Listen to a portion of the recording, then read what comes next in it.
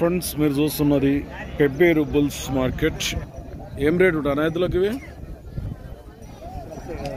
1,20,000, 1,20,000. ఏ ఊరు మనది?